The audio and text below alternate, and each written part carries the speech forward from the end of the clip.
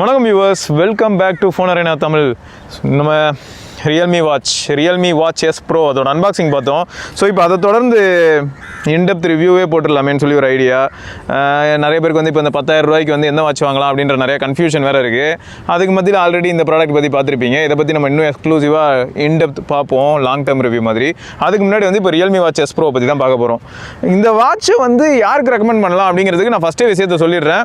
பிகினர்ஸ்க்கு okay, but already நீங்கள் ஓரளவுக்கு expert, activity trackers இதுக்கு முன்னாடி நிறைய நான் யூஸ் பண்ணி பழகிட்டேன் அப்படின்றவங்களுக்கு இது இப்போதைக்கு வேண்டாம் அப்படின்னு தான் நான் சொல்லுவேன். இன்னும் கண்டிப்பாக நிறைய வேலைகள் இருக்குது ரியல்மி சைட்லேருந்து. அவங்க இன்னும் நிறையா இம்ப்ரூவ்மெண்ட்ஸ் பண்ணி ஆகணும். ஸோ ஓவராலாக இது எப்படி இருந்தது, லைவாக சொல்ல போனால் என்ன மாதிரியான பிரச்சனைகள் இருக்குது, எல்லாத்தையுமே நம்ம இந்த வீடியோவில் தெளிவாக பார்த்துடலாம். இந்த டிஸ்பிளே இருக்குது பார்த்தீங்களா, நல்ல டிஸ்பிளே, அதில் எந்த டவுட்டும் இல்லை. செம பிரைட்டான டிஸ்பிளேனே சொல்லலாம். இப்போ ஆட்டோமேட்டிக்கில் இருக்குது. இங்கே பாருங்கள், இது வந்து 1, 2 அதாவது 5 லெவல்ஸ் ஆஃப் பிரைட்னஸ் இருக்குது. 5th லெவல் தான் பீக்கு, அதுக்கப்புறம் ஆட்டோ. ஸோ மேக்ஸிமம் பிரைட்னஸில் தான் இருக்குது. அவுட்டோர் விசிபிலிட்டி சூப்பராக இருக்குது, எந்த பிரச்சனையும் இல்லை. அதே மாதிரி இந்த ஷார்ட்கட்லேயே நீங்கள் வந்து பவர் சேவர் மோட் போட முடியும். பவர் சேவர் மோட் இருந்ததுனாலே எனக்கு ரொம்ப பிடிக்கும். ஆனால் இதில் பவர் சேவர் மோட்லேயும் ஒரு ட்விஸ்ட் வச்சுருக்காங்க. என்னென்னா பவர் சேவர் மோட் எனேபிள் பண்ணாலும் நமக்கு என்ன ப்ராப்ளம்னா ஹார்ட் ரேட் சென்சார் வேலை செஞ்சுட்டு தான் இருக்குது.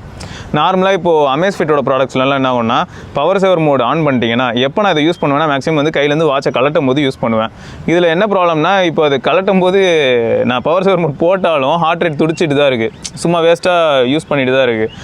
இதுவே வந்து வியர் டிடெக்ஷன் இருந்ததுன்னா என்ன ஆகும்னா, நார்மலாக நிறைய ஆக்டிவிட்டி ட்ராக்கர்ஸ், இப்போ ஆப்பிள் வாட்ச் இருக்கட்டும், சாம்சங்காக இருக்கட்டும், இல்லாட்டி டிக் வாட்ச் இருக்கட்டும், இந்த மாதிரி கொஞ்சம் ப்ரோ லெவல் ஆஃப் வாட்சஸ்லாம் என்ன ஆகும்னா, கையிலேருந்து நம்ம கலட்டினாலே ஆட்டோமேட்டிக்காக அதை டிடெக்ட் பண்ணிட்டு கையில் இல்லைன்னு உடனேயே எல்லா ஃபீச்சர்ஸையுமே ஷட் பண்ணிவிட்டு அப்படியே லாக் ஆகிடும். பட் இதில் அப்படி பண்ண முடியல. ஸோ இது வந்து ஒரு பேட்டரி லைஃப்க்கு ரிலேட்டாக பண்ணும்போது கான் தான். அது வந்து ரியல்மி ஃபிக்ஸ் பண்ணுறதுக்கான வாய்ப்புகளும் இருக்குது. ஏன்னா ஃபஸ்ட்டு இந்த வாட்ச் நான் யூஸ் பண்ண ஆரம்பிக்கும் போது அவ்வளோ பக் ப்ரோ. பட் அவங்க வந்து அப்டேட் புஷ் பண்ண ஆரம்பிச்சதுக்கப்புறம் சின்னதாக நிறையா அந்த பக்ஸ் எல்லாமே ரெக்டிஃபை ஆக ஆரம்பிச்சது. ஸோ இன்னும் அவங்க மேலே நிறைய நம்பிக்கை இருக்குது, பண்ணுவாங்கன்னு நம்புகிறேன். இல்லாட்டி அவங்களுக்கு தான் கஷ்டம் இல்லையா. அதை தொடர்ந்து வந்து இந்த வாட்ச் ஃபேஸ் வந்து ஓரளவுக்கு இன்ஃபர்மேட்டிவாக இருக்குது. இதை தவிர இருக்கக்கூடிய வாட்ச் ஃபேஸ்லாம் சும்மா ஷோ ஆஃப்க்கு ஏற்ற மாதிரி இருக்குது. நிறைய இன்ஃபர்மேஷன் ஆனால் அதில் இல்லை. அவங்க ப்ரொமோட் பண்ணுற வாட்ச் ஃபேஸ் வந்து இது தான். நீங்கள் பாக்ஸில் பார்த்துருப்பீங்க, எல்லா இடத்துலையும் பார்த்துருப்பீங்க. அப்புறம் இந்த கார்னிங் கோரில்லா கிளாஸ் ப்ரொடெக்ஷன் வந்து ஒரு பஞ்சாயத்து தான். இந்த இடத்துல ஒரு ஸ்க்ராட்ச் இருக்கும், கொஞ்சம் டீப்பாகவே தெரியும்னு நினைக்கிறேன். தெரியுதா? ஸோ அந்த ஸ்க்ராட்ச் ஒன்று தான் பஞ்சாயத்து. இப்போ தான் நல்லா தெரியுது, சூப்பராக தெரியுது. தெரியுதுல்ல? ஓகே, அது தெரிஞ்சிருச்சுல, அது போதும். ஸோ இது நார்மலாக இன்றைக்கி ஒரு நாள் ஸ்டூடியோ க்ளீன் பண்ணிகிட்டு இருக்கும்போது எங்கே தட்டிச்சுன்னு கூட தெரியல, ஸ்க்ராட்ச் ஆகிடுச்சு. ஸோ இது வந்து கைண்ட் ஆஃப் கான். இது இவங்க மட்டும் கிடையாது, ஆப்பிள் வாட்சே ஸ்க்ராட்ச் ஆகும், அது ஞாபகம் வச்சுக்கோங்க எல்லாருமே. ஸோ ஆக்டிவிட்டி ட்ராக்கர்ஸ் யூஸ் பண்ணுறதா இருந்தால் ஸ்க்ராச்சஸ் இருக்க தான் செய்யும். அதில் வேறு வழி இல்லை. அவங்க என்ன தான் கம்பு சுற்றினாலும் ஸ்க்ராட்ச் ஆகும். அடுத்து இந்த இன்ஃபர்மேஷன் இருக்குல்ல, இதில் எந்த இடத்துல எனக்கு பஞ்சாயத்து ஆரம்பிக்குதுன்னா ஸ்டெப் கவுண்ட்டில் ஓரளவுக்கு ப்ராப்ளம்ஸ் இருக்குது. ஹார்ட் ரேட் ஓரளவுக்கு கன்சிடரபிளி பெட்டர்னே சொல்லலாம். அதே மாதிரி கேலரிஸ் பர்ன்ட் வந்து ரிலேட்டிவ்லி ஓகே மார்க்கெட்டில் இருக்க காம்படிஷன்லாம் கன்சிடர் பண்ணும்போது. ஸோ அடுத்து நம்ம என்ன பண்ணலாம்னா, இதில் இருக்கக்கூடிய ஒர்க் அவுட்ஸு, அந்த ஸ்டெப் கவுண்ட்டில் இருக்க பஞ்சாயத்துகள், அது எல்லாத்தையும் நம்ம பார்க்கலாம். அதே சமயம் யூஐயில் வேறு என்னென்ன விஷயங்கள் இருக்குது, வாட்ச் யூஐலே இன்னும் என்னென்ன இன்ஃபர்மேஷன்ஸ்லாம் பார்க்க முடியும், எல்லாத்தையுமே அப்படியே தொடர்ந்து பார்ப்போமா. ஸோ கெஸ்டர்ஸ் ஃபஸ்ட்டு அது பக்காவாக வேலை செய்யுது.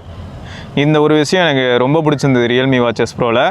அது மட்டும் இல்லாமல், என்ன ப்ரோ பவர் சேவர் மோட் போட்டு வச்சுருக்கீங்க?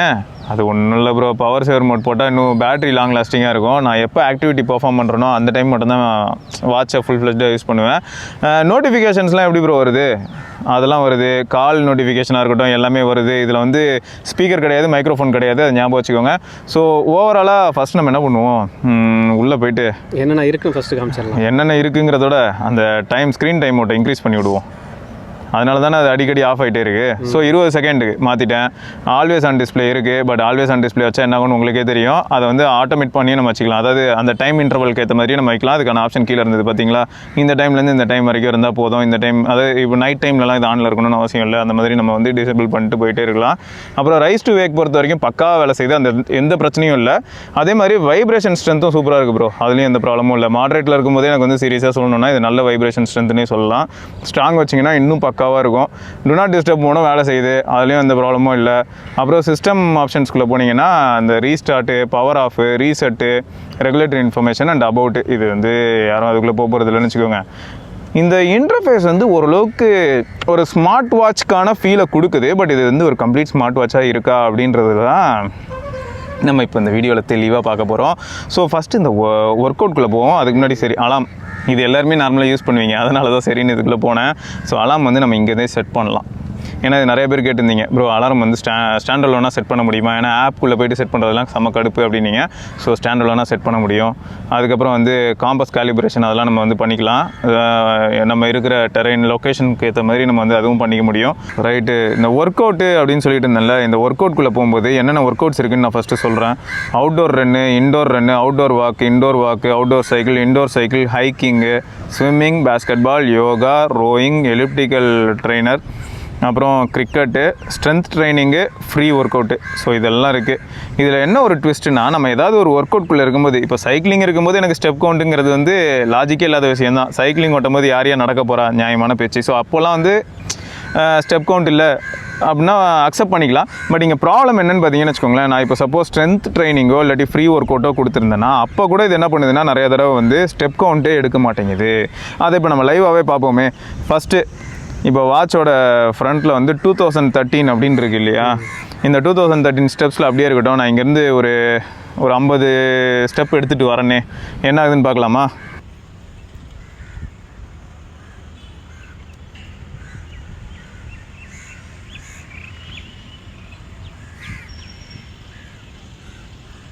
ஸோ இப்போது ஒரு 50 ஸ்டெப் கிட்ட போயிட்டு வந்தேன். ஓகேயா, 50னா எக்ஸாக்டாக 50லாம் இல்லை, தோராயமாக போயிட்டு வந்தேன். பட் அதுக்கேற்ற மாதிரி வேல்யூஸ் மாறி இருக்குது பாருங்களேன்.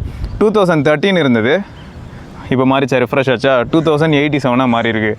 அக்செப்டட். இது வந்து ஜென்ரலாக நீங்கள் வந்து யூஸ் பண்ணுறதா இருந்தால் வாட்ச் கையில் இருக்குது. இப்போ வந்து நம்ம பவர் சேவர் மோடே கூட யூஸ் பண்ணலாம் ப்ரோ, எந்த பிரச்சனையும் இல்லைங்க. பாருங்களேன், after turning on power saver mode watch will only record steps and ஸ்லீப்னு இருக்குது. பட் ஸ்டெப்ஸ் அண்ட் ஸ்லீப் கடையில் ஏன் ஹார்ட் ரேட் வந்ததுங்கிறது தான் என் பஞ்சாயத்து. ஏன்னா ஹார்ட் ரேட் துடிச்சிட்டே இருக்குன்னு சொன்னேன் இல்லையா, அது ஒன்று. ஸோ இப்போ ஸ்டெப் கவுண்ட் பாருங்களேன், பர்ஃபெக்டாக வேலை செஞ்சிருக்கு இல்லையா. இப்போ ஸ்டெப் கவுண்ட்டுக்கு மட்டும் நீங்கள் யூஸ் பண்ணுறதா இருந்தால், அது மட்டும் இல்லாமல் நீங்கள் உங்களோட ஸ்லீப் மட்டும் ட்ராக் பண்ணுறதா இருந்தால், ஒர்க் அவுட் தவிர மீதி நேரத்தில் நீங்கள் பவர் சேவர் மோடே யூஸ் பண்ணிக்கலாம். ஸோ இது ஃபைன். இப்போ முக்கியமான பிரச்சனை என்னென்னா, இப்போ நான் ஒர்க் அவுட் ஒன்று எனேபிள் பண்ணுறேன். இப்போ ஃப்ரீ ஒர்க் அவுட் பண்ணுறேன். இப்போ அந்த ஃப்ரீ ஒர்க் அவுட் எனேபிள் பண்ணிட்டு இதே டிஸ்டன்ஸ் நான் திரும்ப போயிட்டு வரேன். அப்போ கவுண்ட் என்னவா இருக்குன்னு பார்க்கலாமா?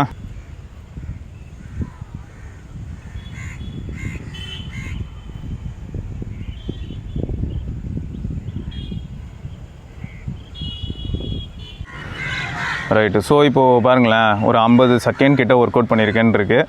நம்ம என்ன பண்ணுவோம், முடிச்சுப்போம். Now workout over. ஆமாங்க, தேங்க்யூ. இப்போ ஸ்டெப் கவுண்ட் பார்த்தீங்களா? சரி, கொஞ்சம் டைம் தான் கொடுப்போமே, ரெஃப்ரெஷ் ஆகட்டுமே. 1 2 3 அப்படி தான் அழுத்திக்கிட்டே போனோம். 4 5. இதுக்கு மேலே டைம் கொடுத்தா நம்ம சாயங்காலமாக என்ன டைம் கொடுத்து பார்ப்போமா? சாயங்காலம் பார்க்கலாம். ஸோ இந்த பிரச்சனை இருக்குது ப்ரோ, புரியுதா? இப்போ நீங்கள் ஜிம்மில் வந்து ஒர்க் அவுட் பண்ணிகிட்டு இருக்கீங்க. அந்த நேரத்தில் என்ன ஆகும்னா, ஜிம்மில் ஒர்க் அவுட் பண்ணுற நேரத்தில் நீங்கள் கண்டிப்பாக ஒரே இடத்துல இருக்க மாட்டீங்க. உங்கள் ஃப்ரெண்டோட பேசுவீங்க, அப்புறம் ட்ரெயினர்கிட்ட பேச போவீங்க இல்லையா. ஒரு இடத்துல ஃபர்ஸ்ட் ஆஃப் ஆல் நீங்கள் இருக்கவே மாட்டீங்க. ஒரு எக்யூப்மெண்ட்டாக யூஸ் பண்ண போவீங்க. டம்பிள் எடுத்துகிட்டு போய் மிரர் நினைப்பீங்க, திரும்ப போய் டம்பிள் கொண்டு போய் வைப்பீங்க. அப்போல்லாம் நீங்கள் நடப்பீங்க. ஆனால் அப்போல்லாம் நீங்கள் எதுவுமே நடக்கலைன்னு சொல்லிட்டு இது வேலையை முடிச்சு விட்டு போயிடும். எனக்கு என்ன பெரிய பிரச்சனைனா, பேட்மிண்டனுக்குன்னு இதில் மோடு இல்லை. ஸோ பேட்மிண்டன் அப்போ நான் என்ன பண்ணுவேன்னா, ஃப்ரீ ஸ்டைல் தான் யூஸ் பண்ணுவேன். ஃப்ரீ ஒர்க் அவுட் அப்படிங்கிறது யூஸ் பண்ணும்போது என்னோட மொத்த ஸ்டெப் கவுண்ட் எப்படி இருக்கும்னா, நான் காலையில் பேட்மிண்டன் கோர்ட் போகும்போது எவ்வளோ இருந்ததோ அது அப்படியே இருக்கும். அந்த நேரத்தில் நான் ஒரு 4000 ஸ்டெப் 5000 ஸ்டெப் நான் போயிருந்தேன்னா கூட ரெக்கார்ட் ஆகிருக்காது. ஸோ இது வந்து ஒரு பெயின்ஃபுல்லான ஸ்டோரி. ஸோ இது எல்லாருக்கும் எதுக்கு சொல்கிறேன்னா, இப்போ சப்போஸ் உங்களோட ஒர்க் அவுட்டில் மேக்ஸிமம் வந்து ஃப்ரீ ஒர்க் அவுட்டு, நீங்கள் ஏதாவது பார்க்கில் போய்ட்டு பேசிக்காக ஏரோபிக்ஸ் மாதிரி ஏதாவது சின்னதாக ஒர்க் அவுட்லாம் நான் ட்ரை பண்ணுவேன். அப்புறம் அப்படியே லைட்டாக கொஞ்சம் நடப்பேன். ஆனால் எல்லாமே வந்து ஃப்ரீ ஒர்க் அவுட்குள்ளே தான் நான் கொண்டு வருவேன். நான் வாக்கிங்னு போட மாட்டேன் அப்படின்னு இருந்தீங்கன்னா உங்களுக்கு வந்து ஸ்டெப் கவுண்டே இருக்காது. நான் ஞாபகம் வச்சுக்கோங்க. இதுக்கு அவங்க எப்படி அப்டேட் கொடுக்க போகிறாங்கன்றதை நம்ம பார்க்கலாம். ஸோ இதுக்கெல்லாம் அடுத்து இன்னொரு விஷயம் என்னென்னா, ஸ்லீப். இந்த ஸ்லீப் டேட்டாவும் பார்த்தீங்கன்னா ஒரு மிக்சட் ஃபீல் தான் ப்ரோ. சரியா, 1 மணி நேரம் 21 நிமிஷம் நான் முழிச்சிருந்தேன்னா, சரி முழிச்சிருந்துருக்கேன், அது எனக்கே தெரியல பாரு. அடுத்து என்னென்னா, லைட் ஸ்லீப்பு, டீப் ஸ்லீப்பு, ரெம்மு, இந்த இன்ஃபர்மேஷன்ஸ்லாம் நல்லா தான் பண்ணியிருக்காங்க ரியல்மி, பாராட்டியே சொல்லலாம். ஃபஸ்ட்டு இந்த வாட்சை நான் யூஸ் பண்ண ஆரம்பிக்கும் போது ஸ்லீப் ட்ராக்கிங் இருக்கலே மகாமட்டமாக இருந்தது. இப்போ சமயம் இம்ப்ரூவ் பண்ணியிருக்காங்க. இது வந்து இன்னும் பர்ஃபெக்ட் ஆகலை, பட் வெகு விரைவில் அடுத்த அப்டேட்ஸில் வந்து அவங்க பர்ஃபெக்ட் பண்ணலாம். நான் எதிர்பார்க்குறேன் இதெல்லாம் அவங்ககிட்ட இருந்து. ஸோ இதையும் அவங்க ஃபிக்ஸ் பண்ணுவாங்கன்னு நினைக்கிறேன். இப்போதைக்கு இதுலேருந்து வரக்கூடிய வேல்யூவில் என்ன ஒரு பிரச்சனைனா, சப்போஸ் நைட்டு நீங்கள் எழுந்து போய் தண்ணி குடிக்கிற பழக்கம் இருக்குது, இல்லாட்டி நைட்டு எழுந்து ரெஸ்ட் ரூம் போயிட்டு வருவேன் ப்ரோ, இதெல்லாம் எனக்குள்ள ஒரு ஹேபிட் எப்பயுமே அப்படின்னா, உங்களுக்கு வந்து ஸ்லீப் ட்ராக்கிங் நின்று போயிடும். ஓகேயா, சப்போஸ் 3 மணிக்கு நீங்கள் எழுந்து போயிருக்கீங்கன்னு வச்சுக்கோங்களேன், 3 மணிக்கு நீங்கள் எழுந்துட்டீங்க அவ்வளோதான் சொல்லி போட்டுரும். அதுக்கு மேலே ஸ்லீப் ட்ராக் பண்ணவே பண்ணாது. ஸோ இந்த ஏரியாவையும் ரியல்மி வந்து எப்படி அப்டேட்டில் ஃபிக்ஸ் பண்ணுறாங்க அப்படிங்கிறத நம்ம லாங் டேர்மில் தான் பார்க்க முடியும். மியூசிக் பிளேயர் கண்ட்ரோல் பண்ண முடியுதா ப்ரோ? கண்ட்ரோல் பண்ண முடியுது ப்ரோ. ஹார்ட் ரேட் வேல்யூ பார்க்க முடியுதா ப்ரோ? சூப்பராகவே பார்க்க முடியுது bro. High heart rate alert வருதா? வருது. லோ ஹார்ட் ரேட் அலர்ட் வருதா? வருது. ஹார்ட் ரேட் வேல்யூ என்னன்னு காட்டுதா? லைவாக காட்டுது. ஸோ எல்லாமே வந்து பர்ஃபெக்டாக அதெல்லாம் கரெக்டாக பண்ணுறாப்புல தம்பி, அதெல்லாம் பிரச்சனைலாம் எதுவும் இல்லை. ஸோ இந்த மாதிரி ஏரியாஸ்லலாம் ஏதாவது ப்ராப்ளம் இருக்கான்னு பார்த்தா கிடையாது. ஓகேயா?